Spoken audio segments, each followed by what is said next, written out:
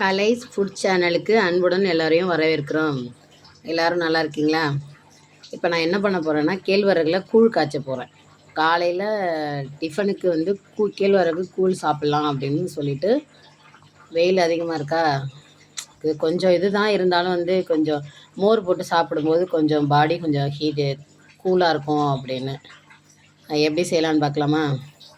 இந்த பாருங்கள், இது வந்து கேழ்வரகு மாவு உப்பு போட்டு நீராகாரத்தில் இதை கரைச்சி வச்சுருக்கேன். மத்தியானமே கரைச்சி வச்சுட்டேன்.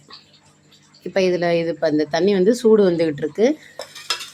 அதை சூடு வந்தோன்னே கொஞ்சம் கொதித்தோன்னே அதை எடுத்து அதில் ஊற்றி கிண்டுவோம். வாங்க எல்லோரும் பார்க்கலாம். இப்போ தண்ணி நல்லா கொதிக்குது. இந்த கூழ் மாவு கரைச்சி வச்சுருக்கோம்ல, அதை இதில் ஊற்றிடுறேன். நான் வந்து இது ஏற்கனவே இதில் கொஞ்சோண்டு பழையதும் கொஞ்சோண்டு இதில் போட்டிருக்கேன். நீராகாரம் தானே நம்ம கரைச்சி வச்சுருக்கோம், அதில் பழையது அந்த சாதமும் லைட்டாக இதில் விட்டுருக்கேன்.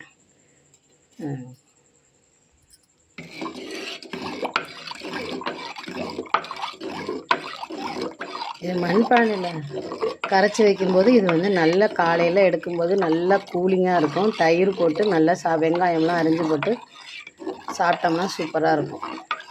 காலையில் எல்லோரும் மறந்துடாமல் எங்கள் வீட்டுக்கு கூழ் குடிக்கிறதுக்கு வந்துடுங்க.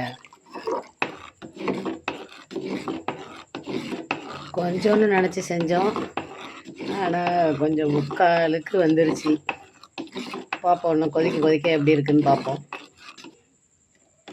இந்த கேழ்வரகு மாவு பார்த்திங்கன்னா நான் கடையிலலாம் வாங்கலை. நானே கேழ்வரகு வாங்கி அதை கழுவி சுத்தம் பண்ணி காய போட்டு நான் அரைச்சி வச்சுருக்கேன். இது கூட நம்மக்கிட்ட கிடைக்கிது. வேணுங்கிறவங்க இந்த வாட்ஸ்அப் நம்பருக்கு கால் பண்ணி வாங்கிக்கலாம்.